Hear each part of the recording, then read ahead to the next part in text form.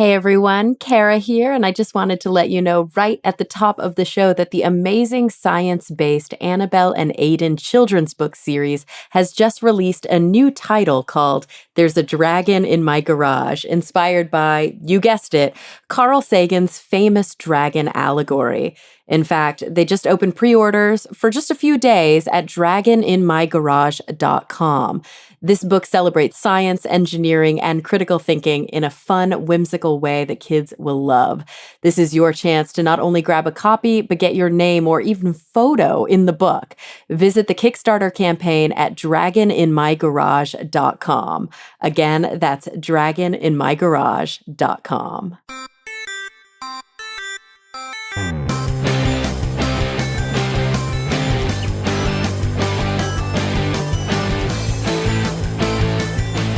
Hello, everyone, and welcome to Talk Nerdy. Today is Monday, March 7th, 2022, and I'm the host of the show, Cara Santa Maria, and we're going to be having a really fascinating chat today. But before we dive into that, I do want to thank those of you who make Talk Nerdy possible week after week after week.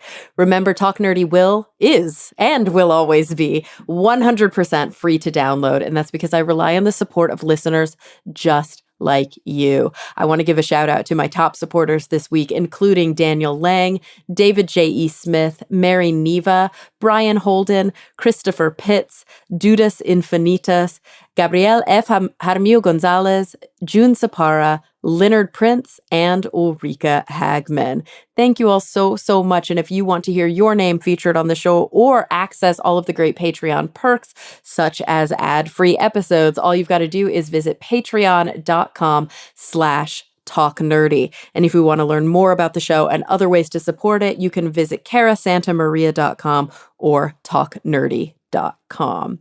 All right, let's talk about today's episode. So this week I had the opportunity to chat with Dr. Tessa West. She's an associate professor of psychology at New York University. She's a leading expert on interpersonal interaction and communication. She has a very impressive publication record and also an impressive record of grant funding, including from the National Science Foundation and the NIH.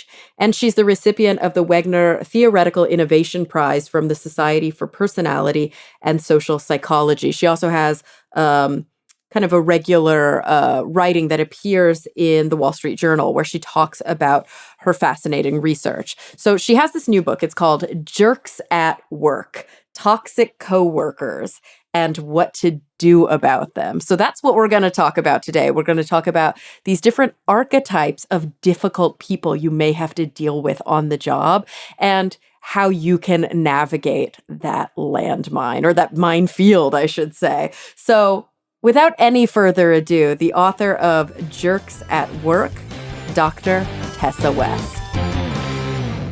Well, Tessa, thank you so much for joining me today. Thank you for having me. I am excited to talk about, once in a while, a book comes across my desk, a topic comes across my desk that is so translational, and I know it's kind of weird when we talk about psychology to use terms like translational science, because like most of psychology is translational science, but it's so news you can use. And I feel like this is such a joy to be able to talk about stuff that the people listening to the show right now can, immediately put into action. Yeah, I think the goal in writing this book was to actually take all the science and kind of frame it in a way where people can read it and walk away with very concrete things that they can do to improve their lives at work. So you don't have to have a PhD. You don't have to have majored in psychology to understand what I talk about. It's just very straightforward, everyday tactics meant to improve our lives at work. I love that. I love that so much. So before we talk about those tactics, I want to know, so you're coming at this as a social psychologist, right? Not like an industrial organizational psychologist, or is there a lot of crossover there? That's a great question. I'm trained as a kind of classic social psychologist. So what I study is the science of awkward interaction. And just kind of broadly speaking, I sort of found myself in this niche area over time, realizing, watching people where they're really anxious and uncomfortable is really interesting. And, from everything from our doctor patient interactions to talking to a boss about a raise, there's basic psychological processes at play. Things like how we feel inside doesn't match the behaviors on our outside. The more anxious we are, the more we smile. These kinds of interesting contradictions I find super fascinating, and how it disrupts communication in all different kinds of social interactions. Oh, for sure. And I've always thought about, so I went back to school for psych after several years away as a science communicator, and I'm actually focusing on clinical psych. So I'm mostly, working with people through um, uh, diagnoses. I work with people who have cancer, working with them on, their stressors in life. And what I find seems to hold true kind of across people is that who you are at work is not always, or I should say, maybe some of the coping mechanisms and the skills that you use to manage your work aspect of your identity or your personality does not always translate to, let's say, your relationships or your self-care or whatever. So you may have total skills in one aspect of your life that actually bite you in the ass in another aspect. It's so interesting you say that, because people actually are pretty good, or at least, they try to figure out the tough stuff at homes with their spouses. They'll go to therapy, they'll learn to how to have conflict with their teenager. And then when they go to work, it sort of all falls apart, and they don't actually use some of those same tactics when it comes to interacting with a boss or a coworker. We kind of walk in as if we don't know anything, right? We're like just babies just born and plopped into this workplace. And we're like, how do I get my way with, a difficult person at work? I'm great at this with my really difficult teenager, and I saved my marriage even, but somehow I can't figure it out. So I think actually a lot of the skills can translate from one domain to another, but we're just not very good at like seeing that connective tissue. And, it's there, but we just don't see it necessarily. For sure. No, that's so true. And of course, I can't help but think, even just looking at the title of your book, Jerks at Work, and thinking about this idea of how do we deal with difficult people, I can't help but think of that ridiculous old Dane Cook stand up when he's talking about how like every friend group has a Karen and Yeah. Karen's like such a bitch. And then he's like, oh, I see you looking there like there's no Karen in my friend group. You're the Karen, Totally. And so I can't help but think like, news you can use in case you're the jerk at work too, because you may be and not even realize it. I think most of us, and I'm not the world's most optimistic person about humanity. So that's probably, I'll lead with that. But I think most of us, probably all of us, have the ability to be a jerk and have been a jerk at work at some point. Like we all have this worst case scenario version of ourselves that probably came out at some point in the pandemic, when we're under stress and we're anxious and we're not getting support. It's just really hard to admit when it's us, because A, it's super threatening, but B, no one actually tells you. So we think that no news is good news, but there's all this great research showing that even in exit interviews, people will just flat out lie to their boss why they leave. They always say it's compensation or work hour flexibility. It's almost never compensation or work hour flexibility. It's their boss sucks. And we just don't have a good way of having these conversations, so we avoid them. And then, we talk about people behind their back, but we just assume no one's doing it to us. And so we have this positivity bias that I think makes it really difficult for us to even get the feedback when we are a jerk at work. And then, of course, that just perpetuates the problem. And then, of course, on the flip side of that, and this is something that has happened to me very explicitly, and I worked through it in therapy for almost a year before I finally felt kind of strong enough to speak out and be public about it. But I worked on a television show. I used to be an on camera. I shouldn't say used to be, I still do some of that work, but I did a live daily television show. And my executive producer like hated women and gaslit the shit out of me. And I didn't realize it at the time. I literally started to internalize all of the terrible things that he would say. And it took a while before I realized I was being gaslit. So sort of the other side of this, everybody, this toxic positivity and nobody saying what's actually going on is this experience that some people have where they're made to feel like they're losing their minds. Like they're made to feel like they're so terrible at their job when they're doing everything correctly. I think the gaslighter is by far the scariest jerk at work. And you have a clinical background. So I actually try to be careful when I talk about this person. I try not to get into why they're doing it because I do think it's clinical territory. And Right, probably what you right. experienced was this kind of social isolation, cut off from other people, telling you to keep your head down because if you make too much noise, people are going to notice you. And the only reason why you're still here is because of me, but people don't like the way you look, the way you sound. You're kind of almost always on the chopping block. These are tactics that gaslighters use just to keep their victims from speaking out or from even fact checking them. So by the time you're done, you have completely fractured self-esteem and sense of reality. You have no idea what you're good at and what you're bad at, where you fall relative to others because you've been cut off. So you don't even get that kind of social comparison that we need to figure out how to get ahead at work. And it's a horrible, isolating experience. And it's surprisingly common for people. I think, we would think gaslighters would be called out, but the problem is victims, because they're not speaking out, because they're isolated, they kind of become invisible to everyone around them. Others around them don't realize it's happening. They just sort of forget that person is there or assume they're fine. Maybe they're a little bit strange or quiet or whatever, but they're not in the know. They don't know what's going on. And that part I think is like really terrible. And that's something that we all have to work at to deal with these kinds of people. Oh, for sure. And I sometimes wonder, like in my example, I realized sort of later on that many of the women on the show felt the same way. I think that because I was the person in front of the camera, it was a slightly different situation, but all of the women behind the camera had various degrees were being gaslighted to various degrees. And of course, once we all realized it, we had this common bond and we could discuss it and kind of, work together and work from it. But I wonder in your sort of research and in your experience, how common it is that gaslighters target women, people of color, individuals who are already dealing with microaggressions and a lot of kind of social pressures to conform to this very like white male dominant workforce. I think absolutely. I think what all these people have in common is that they already are a little bit socially isolated from what looks like the dominant person at work. Like who has the trappings to be a leader? A white guy that comes from an Ivy League, that has a well-connected family, whose dad knows the boss. Those people are well networked. They're in the know. They know the hidden curriculum to get ahead at work. They're never the targets of gaslighters. It's people who are the only person of color, it's women, it's people who don't have strong support systems, who aren't in the know with the hidden curriculum. They're always the target of gaslighters. So, you don't target victims who have everything they need, social support wise, getting ahead wise, power structure wise to win. You target those who don't have those things. And I think we have to be so careful right now when we're encouraging hiring, more people of color, more women into these leadership roles, that we don't just have this revolving door of talent where we plop them in there, but we don't give them this kind of support structure to prevent these types of gaslighters and other leaders from taking advantage of them. And I think, there's absolutely evidence to indicate that what you're saying is true, that these types of individuals are more targeted.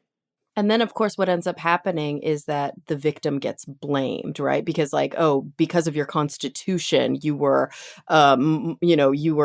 primed for this, or you brought it on yourself, or you should have been stronger, you should have spoken out. And of course, I'm wondering which sort of archetype this falls into. But one of the things I struggled with a lot specifically on that show, and probably it was tied into this gaslighting, was the classic experience of the woman at work who is confident and has a strong voice and a strong opinion, but has to kind of toe that line between if I'm too confident, I'm a bitch. But if I'm not Yeah. confident enough, I'm weak. And it's like you can't win sometimes. Yeah, I think it is absolutely true. I mean, my colleague Madeline Heilman at NYU has been studying women in leadership positions for a really long time. And there's this like great research showing that like women on the Senate floor, for example, when they speak up, it's almost always to echo another woman and not in their own self-interest, because they've learned over time that if they become across as too self-interested, then their own constituents won't vote for them again. So it's not even that they'll be punished within their own in-group. It's like once they leave and go home, they'll be punished. But if they use that voice to sort of prop up somebody else especially another woman, then it actually helps. That's complicated. And we're constantly having to juggle all these kind of motives and stereotypes. Whereas men can just get away with just the very straightforward speak up self promotion style. Women have to have all these caveats. Like, I can speak up, but only if X and Y and Z occur. And, like everything has to align perfectly for them to not be labeled a bitch at work. And, not to, and then there's also the sort of like glass ceiling and glass cliff stuff that's going on as well, where we promote women and minorities into leadership positions where they have nowhere to go but down because the company is already a total disaster. you know Yeah, and I think that's an important point, and I know it's one that you kind of point to, which is that kind of work culture doesn't occur in a vacuum. So we obviously we're going to spend some time pointing to these individual archetypes, these individual sort of work personalities that need to be self-aware so that they can work together in a team environment. But there's also corporate culture. And if the corporate culture is toxic, it's kind of I don't want to say it's a losing proposition because it's not, but you're definitely going to be like paddling upstream a lot. I think this is such an interesting thing we've seen happen in the last 5 or so years. Historically, it's been the case, like I'm thinking like baby boomer generation, that if the CEO was an asshole and the C suite had a certain way of doing things, it just didn't really trickle down to everybody else. People were very much siloed off, but it's so different now that if the people at the top behave a certain way, those like private chats going on, those sidebar conversations, the Slack channels, everybody knows about it. It's on social media. There's outrage. People take sides. And it's strange to see this like huge evolution of people who are, entry level employees at a company like Facebook are outraged over what the CEO has done. That has not historically been the case, that anyone even cared about what's going on at the top, and vice versa, that people at the top even cared about the attitudes of people, 10 levels below them on the corporate ladder. But now they have to care because there's power in numbers and there's reputation management and all these things. So you're definitely seeing much more of an interdependence between the culture at the top and the culture at the bottom than you ever did before. And I'm 100% on board. If the people at the top are kind of saying one thing and doing another, it just, nobody buys it. And if there's toxicity at the top, it trickles down. There's contagion, and it happens much quicker than historically we've ever seen. And I think, there's some social science on kind of the role of social media plays and these kinds of things there, but it's definitely happening.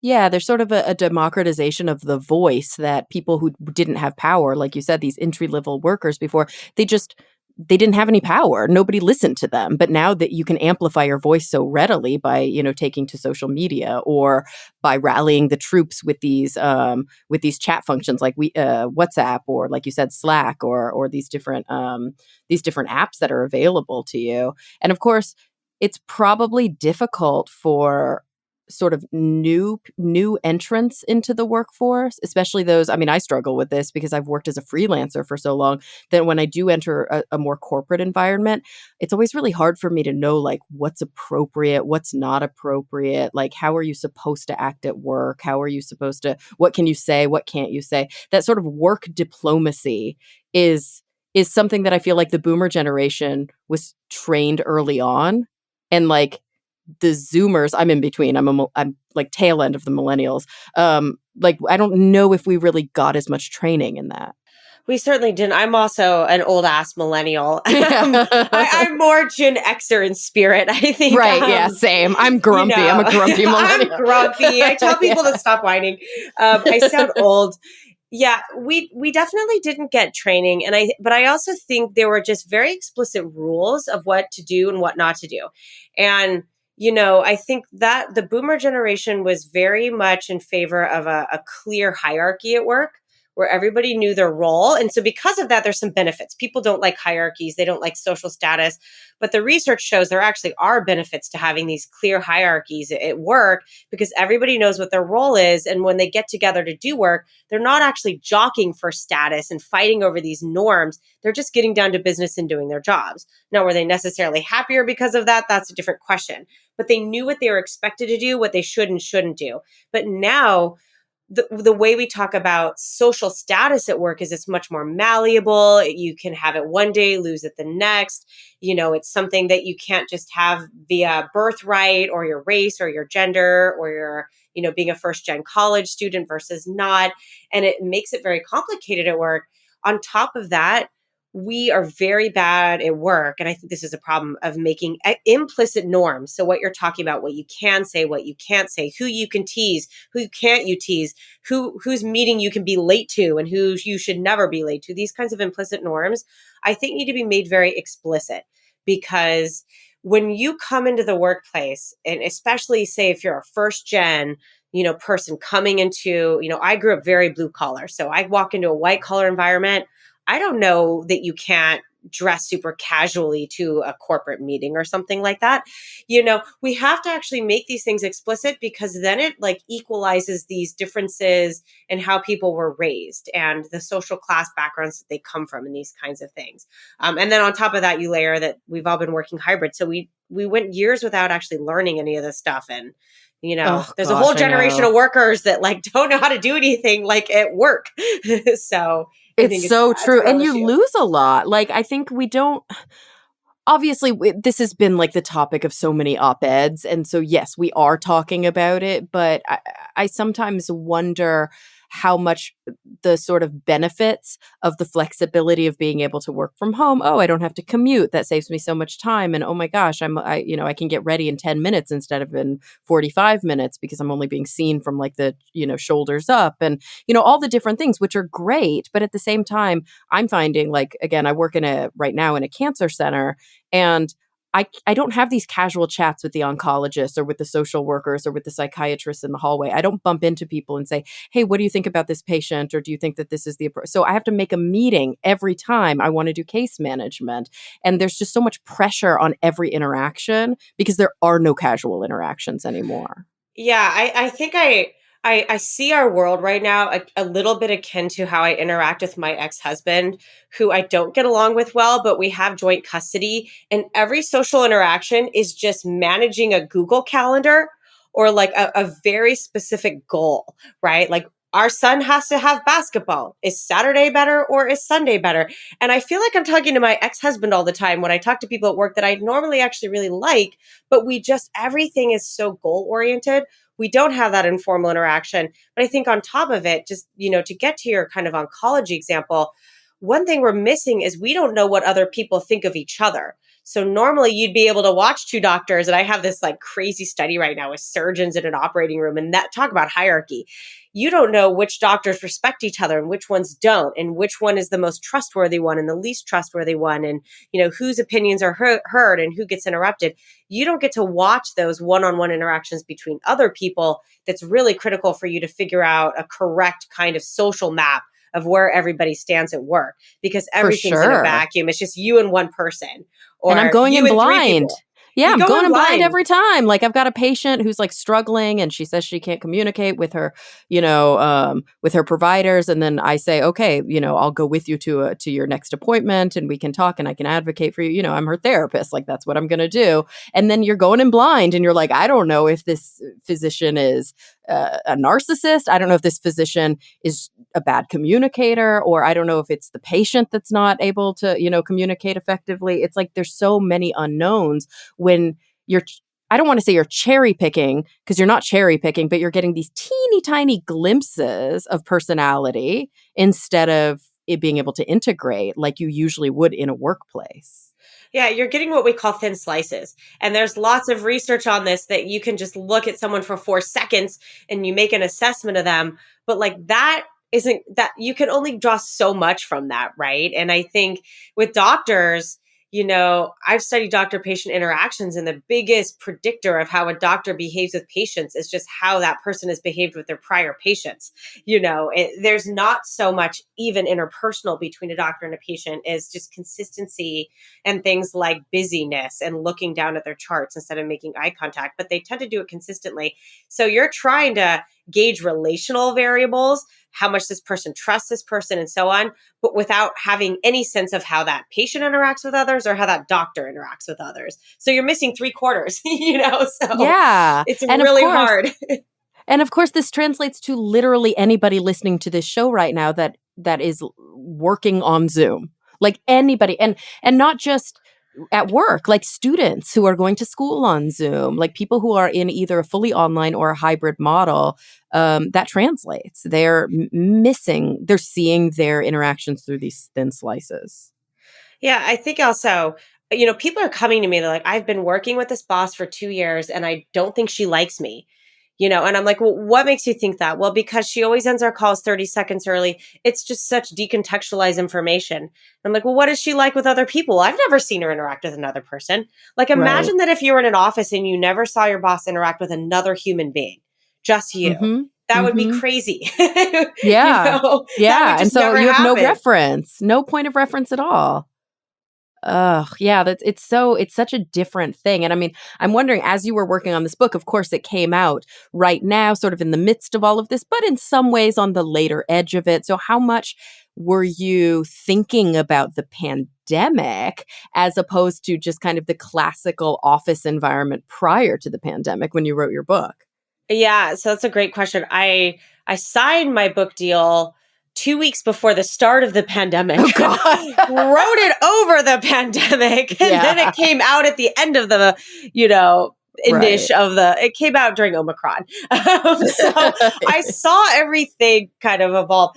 I think there's certainly times where some of the jerks that we deal with at work they evolve and they figure out how to work their magic in any setting. So I try to like make fairly general recommendations based on that. But then there's some that have really learned to up their game, because people are socially isolated and cut off from others. Like, free writers, for example, they can tell one group on Zoom that they're too busy, they can't get to their work because of this other group on Zoom they're part of, and then say the same thing to that other group, but not those there's no crosstalk between people. So they just get away with doing this over and over again. So I definitely think some people have learned how to thrive. So I've sort of had to figure out what types of folks are thriving in this environment and which ones are actually really hurt by it. But I think the one thing I learned is that we got really lazy about dealing with jerks at work during the pandemic for good reasons. We're overwhelmed with other stuff. But we lost our conflict management skills, and we decided at the end of the pandemic that we didn't want to hone our conflict management skills. So we all just decided to stay working from home as long as we possibly could Right. to Yeah. Like, I don't want to go avoid those back. people. Yeah. Yeah. And like you can't like run a marathon if you haven't worked out for a year, right? Like, so no one Hmm. wants to go back to the office and then all of a sudden have to do all this, Yeah. like It's manage these relationships that they didn't miss. So, No, it's scary, and it's the thing that I think we don't talk about enough, that part of your work life. So I once had a therapist, and I love this, and I even use it in my own approach to therapy, who talked a lot about sort of a three-legged stool of mental health. And like obviously on a three-legged stool, if one leg breaks, you fall, right? Like you yeah, have to yeah. have this foundation. And so he would talk about work, and work could be academic, it could be hobbies, it could be whatever, but basically like vocational pursuits, love, and play as sort of the three pillars that are intrinsically important for mental health.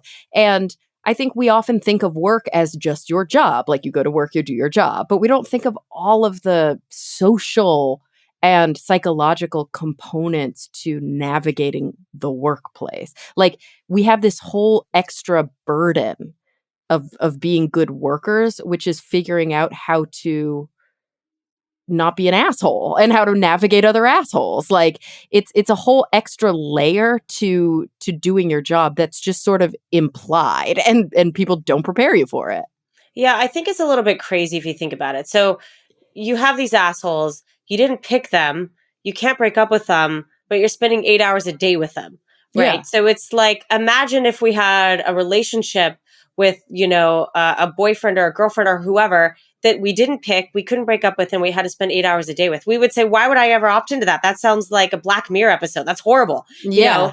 but that's what the workplace is, and leaving is costly. So we leave, there's turnover, we have to start all over again, we have to learn the new workplace norms and so on and so forth. But yet none of us ever take a class on how to handle low level conflict at work. I mean, I got a PhD in social psychology. I never took that class. No, not a single person that I've ever talked to from the C suite down has ever taken that class. And so we just kind of make shit up as we go, or we try things that we read about. We try to just confront all out. We try to hide. We try to gossip. We drink too much wine. We try different things because no one's ever taught us how to do it. So why would we know how to do any of these things? I mean, you're a clinical psychologist, like you have to actually learn the tactics and practice And them and get practice, good at yeah. them. And the sad thing is, very often, if there is a formal training, it comes only after something horrible has happened at work, and It's HR is like, punitive. Yeah. exactly. HR is like, whoa, we got to do this training. And even then, I wonder. So I'm curious because I'm somebody who is very celebratory of sort of a constructivist worldview, and I am existentially oriented, which is not always like firmly evidence-based, but at the same time, I'm also a scientific skeptic, and I think it's really important that we recognize pseudoscience where it is, we stop it in its tracks. And I worry sometimes that industrial organizational, maybe not psychology, but the sort of like coaching industry is riddled with pseudoscience. So these Yeah. people who are actually getting these trainings, they might not be getting evidence-based trainings. Yeah. In fact, most of them aren't getting evidence-based trainings. I think there's a lot of snake oil salespeople out there making a lot of money off of this, especially right now. Anyone can kind of, call themselves a well-being expert. That you don't have to sort of have a lot of street cred. And I think it's scary on a couple levels. So one, a lot of it is just intuition-based science. It's like what we think might be true is true. And social psychology often shows that's not the case. In fact, intuition is often totally wrong. Right, right, Completely goes yeah. against what we think is true is true. You know, but I think there's also this component of like a veneer of an expert.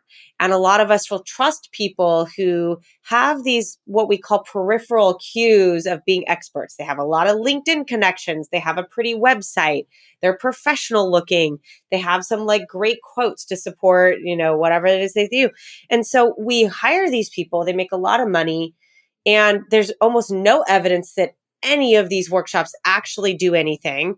No one actually collects data on whether they work or not. And a lot of companies are actually afraid to collect that data. They don't even want that data to exist, so they don't collect it. And we spend a lot of time and resources going through bullshit training exercises that take up a lot of time that don't do anything. And I think Yeah, people that you're are learning your also Myers-Briggs type, and yeah, then you're learning your it's like, what? Myers-Briggs Like, or, who cares? Yeah. yeah, who cares? How does that translate to anything that actually matters? But then Yeah. sometimes they're even worse, right? They just make people fight with each other, but they Oh don't God. resolve anything. There's a lot of backlash.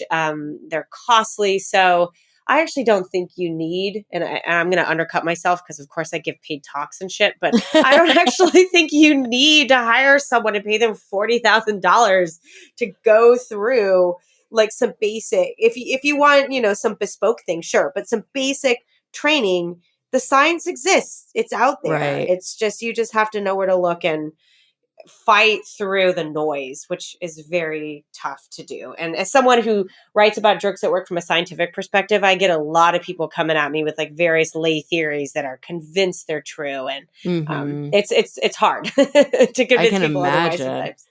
Yeah, I can imagine. And I think on that note, it would be maybe a good time to then transition into talking about some of the sort of archetypes that you've identified in your book and that are, more sort of evidence-based. Like you're looking at the social psychology literature, you're looking at the IO psychology literature, and based on these observations and sometimes even like kind of classical experimental investigations, you have sort of identified these different types of people at work. And these are specifically jerk archetypes, yeah? Yeah, that's right. So, I they're jerk archetypes. I think what they have in common is like some basic behavioral signatures that Mhm. I try to kind of make it clear what behaviors you might see in multiple types. So Mm, you can mhm. be both a kiss up, kick down, or and a credit stealer, for example. And also just make it really clear how the social environment actually can breed these types and give them the oxygen that they need to survive. Okay, so talk to me about some of these types. I mean, we mentioned the gaslighter already. I just jumped into the deep end right at the Yeah, top, I was like, and we that's the mentioned the end of the gaslighter. book. Yeah, yeah. I know, So and of course intense. Yeah. that's one of the really intense ones that, like you mentioned, is likely linked, not always, because obviously we can't be armchair diagnosers here, but like maybe linked to legitimate psychopathology. Like these individuals might actually be struggling personally with narcissistic personality disorder or antisocial personality disorder or some form of trauma that is affecting their ability to connect with people. But it's not always the case that when somebody at work is a jerk, they're also mentally ill, right? Very often they're jerks because they think this is how they're going to get ahead. Yeah, absolutely. I mean, in fact, sometimes this is how they're going to get ahead. So they're not even off base about that, I Right, think. like it works. Yeah, Yeah. it's like, yeah, of course it works. Someone's, allowing them to do this. So I think the first chapter is a perfect example of that. So this is the kiss up, kick downer. So this is that person who is very Machiavellian. They kind of torture everyone who works at the same level as them and sometimes beneath them. But they have a talent, they have skill. The boss really likes them. They know how to seem like a team player in front of the boss and kind of do all their dirty work behind the scenes. And I think because of that, they're very difficult to beat because you can't just simply complain about this person to your boss. I certainly have tried. I got, accused of just being jealous and petty. So kind of acknowledging their talent is a really important first step for actually learning how to beat this person. Okay. All right. And so what happens if you are that person? Yeah. If you're a kiss up, kick downer, you know it. So Oh, okay. sometimes some jerks are accidental jerks. Yeah. I know it Yeah. kind of sounds like an oxymoron, but kiss up, kick downers are very strategic. They tend to be high on, what I call, or what social psychology calls social comparison orientation. So they're obsessed with comparing themselves to other people all the time. They know who makes more money than them, who has a bigger office, who got the last promotion. They know all of these little details about everybody. So they know sort of who they need to beat to get ahead. They also tend to be very skilled. They're great at kind of kissing up to leaders, not by showering them with praise, but by doing things like finding incidental similarities with them, highlighting how they came from the same town or they're, even wearing the same brand of clothing. These kind of little things that can ingratiate you to someone, but don't seem over the top and don't seem too sycophantic. And so, because of that, bosses actually like being around them because they're not totally full of shit. They actually have skill and they know how to warm themselves up to the boss in a way that makes them almost invaluable in some organizations. Well, and you would think that like a vocational coach would actually recommend kissing up and kicking down. Maybe not kicking down, but definitely kissing up, like that they would teach these strategies in order to climb that corporate ladder. Exactly. And we see this all the time. So, any place that has a strict hierarchy, I think of a law firm, for example, where only a handful of people are going to ever make partner. That is a place that's going to encourage this because it's zero sum. Not everybody can get to the top. If you didn't get to the top, then you necessarily are a loser, in some capacity. And they encourage this kind of behavior just by virtue of what their kind of social structure, what their hierarchy looks like at work. Yeah, I think you see that in certain corporate environments too, where there's a clear management track, like where there are the people who are always going to sort of be the workers, and then there's the people who are like vying to make it to the C-suite, and it's a completely different track. And so they get like corporate management training, and they get and of course these kinds of things are going to be recommended to them. Yeah. And so you end up with these leadership training programs that not only don't teach you how to deal with jerks at work, they teach you how to be a jerk and go undetectable. Yeah. They're like, Yeah. here's the best kind of jerk you can be with, getting the right people to like you. So, yeah, I And think is it's a that why real you plus. sort of started with this jerk archetype? Because it is sort of I don't want to say it's the least noxious, but it's sort of, it actually has some perks to it. Yeah. And I think understanding that your jerk has talent is a really critical first step in figuring out how to deal with jerks at work. And I really had when I sold men's shoes at Nordstrom's in college, and this was my first encounter with dealing with one of these people. It was a really hard lesson for me to learn that my jerk was loved by so many people and had talent and was respected, and I had to figure out how to deal with someone. I mean, I was used to like, being a teenager, and if you were a jerk, nobody liked you. You didn't get invited to prom or whatever. But in the real world, lots of people like you when you're a jerk. And in recognizing that talent, I think was really important. And then seeing how it's encouraged, because it's not something that everybody hates, lots of people actually like. And sort of recognizing how it can get reinforced because of that. Yeah. And if you're the person who's always going, "Ugh, Joe is such a dick," and then everybody goes, "We love Joe." Maybe you're Joe's the so dick. great. You Our know? numbers are so good. Stop dragging Joe down. Ever since he got Exactly. here, we are the number one sales group in, Southern California, blah, blah, blah. Yeah, And then that's you've painted exactly a what happened. target on your back, Yeah. sadly. And I just Yeah. looked like a loser who couldn't sell and was jealous, Right. honestly. Exactly. Yeah, yeah, yeah, So, yeah. And so kind of step one is to recognize that even in them. And of course, these different archetypes, there is a bit of a Venn diagram here because I can imagine that the next archetype you dig deep into, the credit stealer is a kick downer too. the credit stealers absolutely kick downer. I think the hardest part about credit stealers is they tend to be people we trust. So, we tell them our good ideas, we brainstorm with them. Sometimes their colleagues, our coworkers, our friends, even our bosses can credit steal. And that's sort of like a terrible feeling, a punch in the gut. And they often will do this thing the kiss up, kick downers also do, which is they'll grant you credit for things that sometimes you didn't even really play that big of a role in to make it look like they're team players. So that if you accuse them of credit stealing, it just makes you look really petty. That you just have to kind of hoard all the gold for yourself. You can't share it with the team, and they're really good at doing that. And on top of that, credit granting is one of the most difficult processes we do at work. It's just riddled with ambiguity. It's often actually very hard to know who came up with what when ideas are in the air.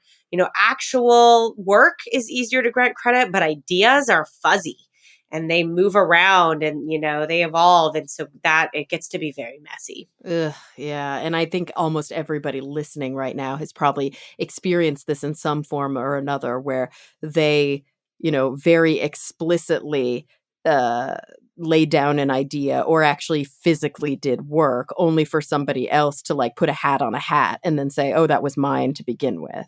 Yeah, it's such a demoralizing experience. And, the best thing you can do about these people is actually putting together very clear guidelines of how you're going to assign credit and grant it before you even start.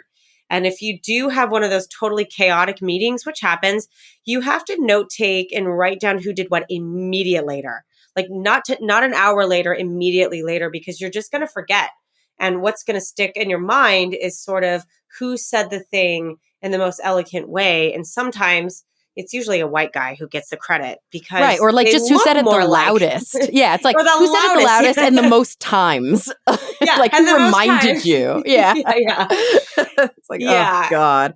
Yeah. And that's why I know that you mentioned this earlier in the episode, but I remember reading that during Obama's administration, there was like a concerted effort too, because he brought so many women into his cabinet that there was this concerted effort of like when a woman or a person of color has an idea or makes a statement, because so often a man will kind of take it and run with it, that it was sort of a common practice for the other people in the room to say, "Yes, as Lydia just said, what a great idea Lydia just had," and then reinforce it. Because the more times it's sort of reinforced with the credit in the moment, the more salient it becomes, I guess. Yeah, I think this is really critical at the moment of credit stealing. So Lydia has a good idea. Someone comes and summarizes it. Bob comes and summarizes it. The next person to speak up, say it's Nancy. Nancy has to go back in time and say, Mhm. just to remind us what Lydia said, because now there's been two people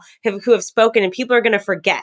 That Yeah. it's like the game of telephone. You only remember sort of one thing that you just heard most recently. So it's a lot of it is actually not even just echoing Lydia the moment she said it, but three or four people later when the Right. idea has like kind of transformed and now maybe it's associated with Bob, just reminding everybody that it was Lydia who originally came up with it. Yeah, yeah, yeah, yeah. Oh, I love that. I'm loving this game too. So what comes next? What comes next? So the bulldozer, I developed some very bad habits around the bulldozer during the pandemic. So the Okay. bulldozer, these aren't good habits, but I'll share them with you. I think most of us have done these things. They talk a lot. Uh-huh. They have no inner monologue. And people in power actually do this a lot. They come up with their ideas outside of their mouth, and it takes them 3 minutes to say the idea. Whereas the lower power people just say the idea. They've done the thinking ahead of time. So that's kind of the least bad version of the bulldozer. The really bad version is the one that has an agenda. They're not getting their way in the meeting, but they have power and status, and they go behind the scenes. And the way that they get their way is if they don't like the outcome, they'll question the process. And so they'll say things like, I know we held a vote at the end of that meeting, but honestly, I was there and it didn't feel like anyone really had a chance to speak up. And then when we held the vote, it wasn't really clear what the vote was on. No one really clearly articulated that we were actually voting to hire this person. So I really think what we should do now is a revote. And then what they'll do is, like, they know their numbers. They know they need to get 2 more people on their side to kind of flip things. They'll do their behind the scenes work there, bulldoze, threaten, whatever, because they consider the first vote like a straw vote, and it gives them the power to do that. And so I think I've been bulldozed a lot. I'm in academia, so this happens a lot with hires, because when we hire a professor, we're stuck with them for 50 years. So it's pretty high stakes. No one ever leaves. So you have to have just watertight procedures, and you have to have a leader in the room who's willing to say, no matter what the outcome of this, these are the procedures that we followed.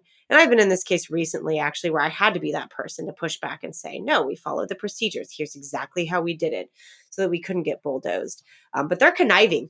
And, my bad habits I developed during the pandemic is when I just hit the mute button on them. Minimize, mute, minimize, go online shopping. And I didn't get bulldozed. I actually got found time, go watch some Schitt's Creek for a little bit, but it didn't work, because then they had worked all their magic and I wasn't paying attention. And then I had to figure out what to do afterwards. But right. They were bulldozing in the background still. Yeah, they were doing all this damage while I muted them and was online shopping. But so I eventually had to deal with it. But in the moment, it felt great. You don't have to listen to them. I can imagine that this sort of personality or this sort of archetype is very common in politics. Like it just screams the political kind of path. And of course, we've often talked about things not being a bug, but a feature. Like the system is built around this. And so, of course, these are going to be the people that sort of rise to the top. Politics selects for bulldozers. Yeah. I would say it doesn't even reinforce it. You're not going to get very far unless you can bulldoze. I mean, think about when we watch debates. There is a talk time measure. And pundits will talk about who spoke for more as a measure of power and authority. So bulldozing is seen as a measure of strength. And so we learn that if you want to be strong and powerful and win, you have to bulldoze. And I think that, that's something that we saw when Hillary ran. The same exact amount of talk time was actually massively overestimated when she spoke, compared to sort of other male Democratic candidates. So we don't even have an accurate perception of how much people talk. We tend to overestimate women and underestimate men. And so that kind of human bias also plays an important role here. Yeah, there's a lot of good evidence to support that too. Like, where scientists sat down and literally recorded the number of words or how long, somebody spoke. And I think that's why when you were first describing the bulldozer, I sort of identified with the archetype, not the bad version, like the behind the scenes version, but like you said, the more innocuous version of the bulldozer, like the person who has the idea and sort of processes it out loud, or who just like gets in there. Because I podcast so much, and I podcast with 4 other guys on one of the shows that I do. And if you want to say something, you have to just get in and say it, because they're never going to wait for you to say it. And of course, as a woman, I do think that throughout my entire career, unless I bulldozed a little bit, I would never be heard. So it was almost like a reaction. Yeah, you learned it as a strategy, right? I mean, it's just, if you have to interrupt to be heard, that's what you learn how to do. And then as you climb up, we select for that trait. The people who interrupt are heard. The people who are heard get invited back to the meeting. They're who we think of when we're thinking of who we want to promote within. And so by the time you get to the top, there's just a lot of this kind of interrupting going on.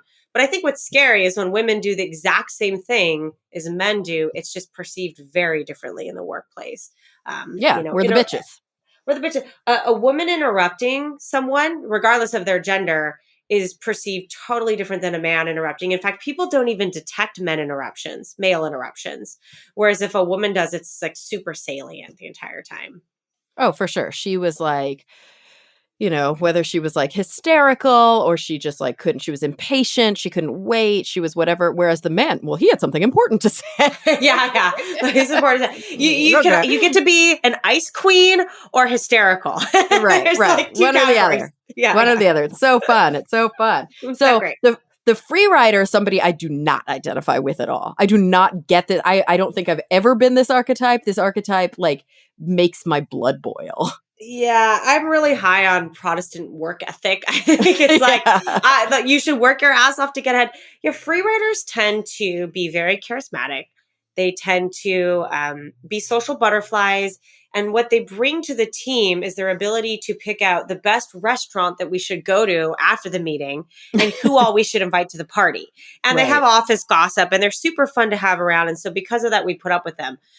Yeah, they're a real pain in the ass because they are actually their skill lies in social charisma plus picking out really competent teams to actually take advantage of. So free riders don't join teams where there's conflict, where there's disengagement, where there's a lot of spotlight on them and the boss knows something is up and is kind of chronically overseeing them. They find the teams full of conscientious people because the research shows that the more a free rider doesn't do their share, the more the conscientious team members overcompensate for them. And in fact, to the point where they're outperforming teams without free riders, the boss notices it and gives them, bonuses and often even more work to do because they're so efficient. And so this overcompensation effect just perpetuates free riding instead of kind of weeding it out. And free riders then benefit because they get the bonuses and things like that. And these teams also tend to have collective rewarding and they're full of people who like each other. And they don't want to complain about the free rider because it kind of throws off their mojo. So they end up putting up with them. And in the pandemic, it got really bad because everyone's working in these silos. So we don't know if like Tom from our team is just doing nothing with us or he's doing nothing with any of his teams because none of us see each other. So we don't get to talk about it. And I think that makes it very easy for them to sustain their behavior. It almost sounds I in my mind, but then I caught myself. It almost sounds like a free rider would be a great manager, but then I realized managers do have to actually work. But if they didn't really have Yeah. to do that much work, it seems like, ooh, they're so good at picking teams and they're so good at sort of like delegating and letting other people do the work, which managers aren't good at very often. It's their big downfall. Like No, a good manager should be absolutely. good at that. I think that's like such an interesting connection because a lot of these jerks actually have skills and you just got to figure out the right place to put them. But you're totally right. They're great at delegating. Right. They're great at cutting up one job and splitting it into 12 parts. So no one person actually feels the load. And that's how they get away with it. But a good manager who's not micromanaging and is in the loop can actually do that. They also have that kind of charisma, social connection that's really Yeah. hard to fake and really hard to learn that we often look for in leaders. So maybe we should just be promoting our free riders instead of Exactly. trying to get Like, rid of them. yes, we'll stop promoting like the kiss ups. We'll stop promoting the gaslighters. All the we'll promote the free riders, and our corporate structure will just make so much more sense. Except for when they're in the C-suite and they have to do work again, and they're like, "Shit, I don't actually know any of these things." So, Right, but that's when they just hire consultants. exactly. Right. You can always outsource. That's the thing, right? Exactly. And they know that. So okay. So we've got our free riders, and then we've got just a few left. We've got the micromanager, and so this is actually a manager, or is it somebody who's not even a manager but is micromanaging?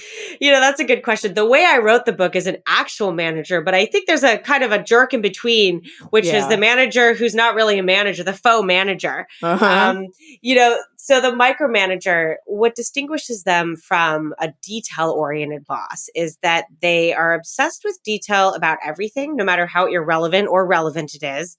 They're always in a time crunch. So they're actually a little bit chaotic. They actually don't have their shit together so much because they're hopping from one person to another and micromanaging.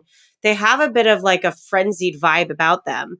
And they do this to everybody, no matter how much actual top down oversight someone needs. So some employees actually do need to be micromanaged. In fact, a handful of people I talk to that complain about the micromanager, then they tell me they made 50 mistakes at work. And I'm like, of course you have to be micromanaged. You made 50 Right. mistakes. But some people don't need to be. And, they don't know the difference, or they treat everybody the same. It's like a very kind of homogeneous approach to dealing with work. And, I actually kind of feel for these people. I'm not one of these people. I'm more the neglectful boss.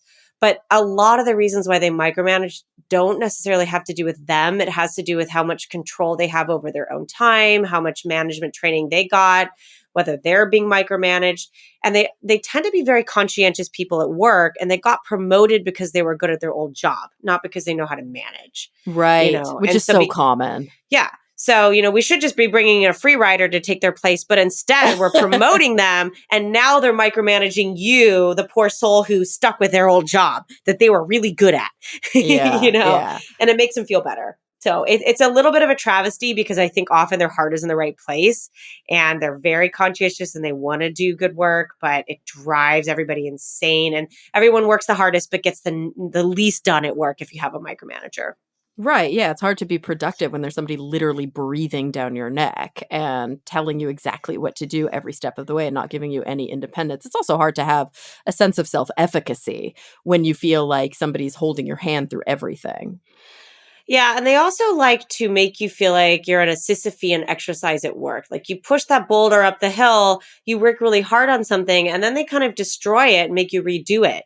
And, I've talked to a lot of journalists who had micromanagers as editors, and they're like, it's the worst. I write this piece, they edit, they bleed all over it. I rewrite it, they bleed all over it. It just happens over and over and over again. And they just there's no end in sight. They do it until the deadline, and then they do it again. And so you just have no sense that the work you're doing ever matters, because it's just going to get torn down and built back up again about 15 times the next day. And that just breeds complacency. Like nobody's going to actually keep trying. Yeah, you just give up, and it doesn't matter, and they slide into your DMs and they text you all day long, and it doesn't matter if you respond to the text or not. They just continue to text you all day long. So it's a little bit like having a robot as a manager, like a bad AI that doesn't learn, Yeah. because they're just not attuned to like social cues in the environment telling them that someone is frustrated or disengaged or trying. It doesn't matter what response they're getting back. They always behave the same. Yeah. Yeah. I actually have a micromanager on the board of my HOA. Oh, we fun. are not a fan. He is really neurotically obsessed with very small details, and we often feel like he's policing us instead of supporting us. And like, Yeah. what is that? Like you never want to feel like the person whose job is to promote and support the workers. I mean, and this translates to work too, is actually, like you mentioned, tearing you down constantly. God, what a bad feeling. Yeah, micromanagers think that everybody is up to no good and everybody is lazier than them. And Right. so I think it just really breeds a lot of distrust. Like they give off distrust vibes. They don't really trust what you're doing. They don't really trust that you listen. And, that leads people to just say fuck it, and they get Yeah. very disengaged at work. And that's like a huge predictor of burnout, I think, in the workplace. That makes sense. And then on the other side of that, you see burnout when you have a neglectful boss, when you have someone who's just not there to support you, someone who just never kind of gives you any feedback, and you feel like a hamster in a wheel. Yeah, the neglectful boss is a really tough one, especially right now where people have like completely missed onboarding and they don't even really know their bosses. So these people just do this kind of bad cycle of disappearing act. So they're never around or not getting feedback, but they don't usually stay disappeared. They actually micromanage when they feel enough anxiety. So then they show up often kind of the day before your project is due or at the 11th hour. They micromanage to feel like they have some control, and then they disappear again. And it creates like this heightened uncertainty. I mean, in clinical psychology, we talk about sort of uncertainty being a huge predictor of mental and physical stress, and how kind of waiting for a cancer diagnosis is actually worse than just finding out you have cancer, because we're actually quite good at coping. But uncertainty is terrible. And human beings are just not built for chronic uncertainty. Like that level of just cortisol pumping through our bodies all the time, not knowing if your boss is going to show up, yell at you, disappear, if he's going to come back the next day or in 2 weeks or never. that makes people really crazy at work. And I think they're one of the most kind of harmful managers to work with in terms of your psychological well-being. It makes sense. And then finally, we opened with the gaslighter, but of course in the book you close with the gaslighter. And one of the observations that sort of I made as we were describing some of these other jerks at work is that many of them have gaslighter components to them. Like, the kiss up, kick down, or the person who is free riding, or even the micromanager. They manage to convince you that you are the problem or that you are doing something insufficiently. Like there is this kind of gaslighting add-on to Oh, almost yeah. every type. We get like little gaslighter flares throughout, dealing with jerks at work. I think kind of what's interesting about the gaslighter. So the other jerks are usually making you feel pretty terrible about yourself, like you're doing a bad job. Sometimes gaslighters do the opposite. They actually make you feel like you're a member of a secret club doing something really cool that nobody else knows about. And so I'd say probably most people have an experience like you did, where the gaslighter makes them feel terrible about themselves. You don't really realize there's other victims. They're doing it to maintain power and status. But other times gaslighters are doing it because they need you to get away with whatever it is that they're doing. They're stealing ideas, they're faking data. They're like building some, bullshit product that we all have to kind of believe in to some degree. And if we reality check, we would know it's not going to work out. So it's almost like a cult where you feel super special, and people don't like to admit that often when they get victimized by gaslighters, it feels very good in the beginning because they make you feel like you're special and you're a chosen member of something, that you were selected out of all these people to be part of something special. And the people that this works on are people who haven't really felt that before. They're socially isolated, like we talked about. They don't have a lot of friends at work. They often come from socioeconomic, gender, and cultural backgrounds that aren't well represented at work. So they don't already have like this network. And gaslighters see that. They see that they're isolated. They see that they're sitting alone at lunch and that no one comes by their cubicle to talk to them and think, okay, this is a perfect victim for me. I'm going to get this person to help me. And then you do help them because you don't know what you're doing. And then you can't escape without, a little bit of bloodshed. So I think that's the really kind of truly tragic part, is in the end, unless it's purely victimization, often victims end up aiding and abetting in things at work that are not so great. And so it's hard for them to exit without kind of any damage done to themselves. Yeah, it definitely does feel like the most sort of psychologically damaging. Like it's very hard to survive a gaslighter, just like it's very hard to survive a cult. Like you walk away Yeah. with scars. Yep. Yeah. Years and years of therapy to like help you get that fractured sense of self back, right? You Yeah. just don't Yeah. have that kind of sense of self. And it's really hard when that happens to people because you need some core kind of sense of self to be able to navigate any of these difficulties. Especially after you leave, when a lot of healing has to be done. Oh, absolutely. Well, I've got to ask you. So we're coming up on the end of the show, and I always close with my same two questions. But before I dive into those, I've got to ask you because it's been on my mind this whole time. It's very like neither here nor there, but whatever. How much did you watch The Office, and how much does your work informed? Like, are you always like, oh my God, there's that. Oh look, he's kicking up, or kissing up. Oh, he's kicking down. I love that show. So I love that show. I love the British version. I like the American version. Here's what's great about that. They make the shittiest work situations funny as hell. Yeah. And I actually tried to bring as much humor as I could into this book because I think when we're going through this, we need to be able to laugh a little bit or it's just too painful. And I think, like these little fights over irrelevant power, assistant manager to the manager, these kinds of things seem so stupid, but they're really common at work. And the way they handle, gender issues and race issues and the awkwardness around all of that and the sheer cluelessness around all that, I think actually is pretty representative of what most of us are like at work. So Absolutely. yes, I love that show.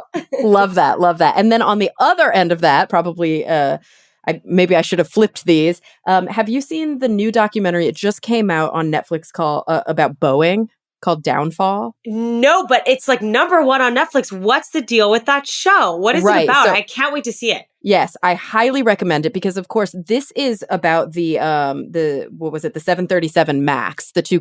crashes, and how Boeing was like backtracking. But what they do so beautifully in this documentary is they show what happened when Boeing merged with another company in, like, I think it was like the 80s or the 90s, and the total corporate culture changed, and it really exemplifies kind of some of the things that we're talking about, how when a new corporate structure comes in that has a completely different culture and that promotes or maybe I should say pushes down certain types of workplace behaviors and certain types of workplace interactions, that negative consequences above and beyond trauma to the employees, but ultimately lives are at stake, because you see these archetypes where these people are like, I don't want there to be anything wrong. So instead of tell me what's wrong so we can fix it, it's like, I don't want to hear that anything's wrong. Let's not talk about what's wrong. And that's like very dangerous when you're talking about the safety of human beings in a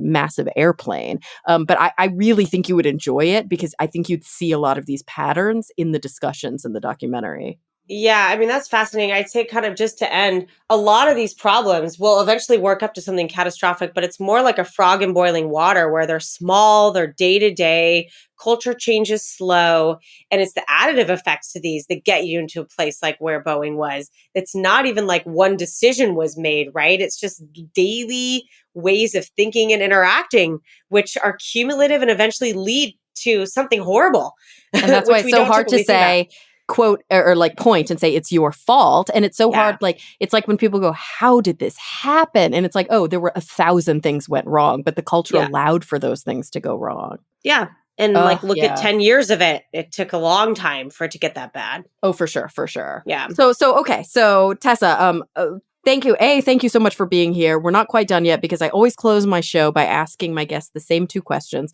And of course, because of your knowledge and because of the work that you do, I'm going to be fascinated by how you approach this.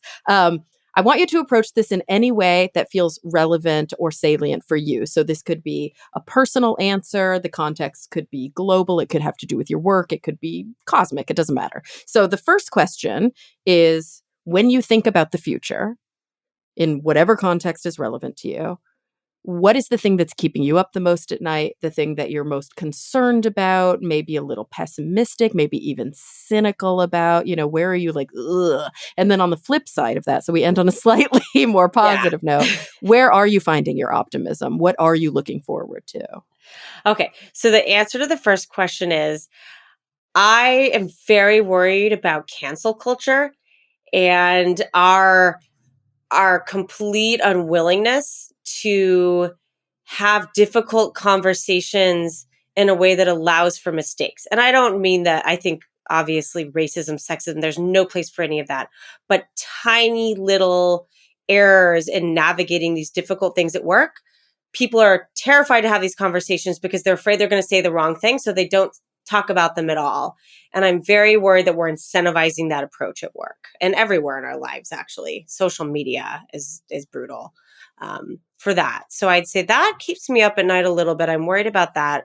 What am I optimistic about? That's harder for me because I'm not an optimist. Um, I am optimistic that people are actually missing social interaction and that there's kind of this resurgence. And a lot of this is like, the signs of happiness and these kinds of things I don't typically glom onto that are really about social connection.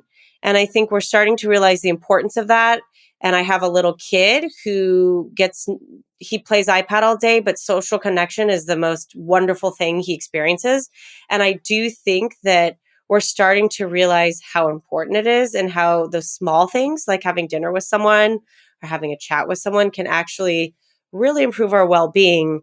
And I think people are just kind of much more willing to admit that and kind of take the step to do those things. Yeah, love it. All right, everyone. The book is Jerks at Work, Toxic Coworkers, and What to Do About Them by Dr. Tessa West. Tessa, thank you so much for being here. Thank you so much for having me. This is great. Of course. And everyone listening, thank you for coming back week after week. I'm really looking forward to the next time we all get together to talk nerdy.